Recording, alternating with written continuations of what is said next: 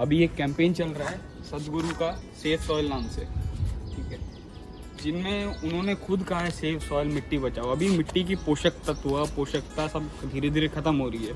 आने वाले समय में, अभी तो समझ लीजिए 20-30% गुणवत्ता है मिट्टी में, पर आने वाले समय में ये गुणवत्ता भी जाने वाली है। कोई न्यूट्रिशन नहीं रहने वाला मिट्टी में। आगे की जनरेशन में कुछ प्रॉपर खाने की व्यवस्था नहीं होने वाली। मिट्टी से ही हमारा भोजन और अन्य चीज़ों का उत्पादन होता है, और हमारे शरीर का कई प्रतिशत जैसे मिट्टी है, सॉइल है। तो वो अभी सेफ सॉइल का कैंपेन चल रहा है, जो विश्व में, पूरे वर्ल्ड में उनको सपोर्ट किया जा रहा है। और वो खुद बोले हैं कि अगर आप सेफ सॉइल का, मतलब सॉइल को अगर बचाना है, मिट्टी को बचाना है, तो मिट्टी का पोषक तत्व, मिट्टी को न्यूट्रिशन किससे मिलता है? वो है गोबर, काऊ डंग, गोबर से ही मिट्टी को पोषक तत्व मिलता है। तो अगर मिट्टी को बचाना है, मिट्टी को पोषक बनाना है, तो गाय के गोबर मिट्टी में जितने जाएंगे उतने पोषक तत्व बनेंगे। आप जैसे आगे आके देखेंगे, गाय हमेशा इसी वाड़े में रहती है, चरती है, ये सब वाड़े में, ये सब वाड़े में।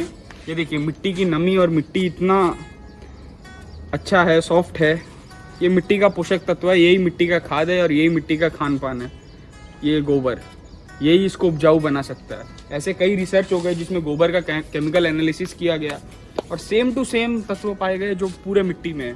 सेम टू सेम तत्व, ऐसे कई रिसर्च हुए, और ये मिट्टी का न्यूट्रिशन वैल्यू भी बढ़ा देती है। और कई बंजर ज़मीन को जो कुछ महीनों तक गोबर से लेपन कर दिया जाए तो उसमें भी उपजाऊ शक्ति बन जाती है। तो ये गाय के गोबर की ताकत है जो अभी बहुत काम आ सकती है।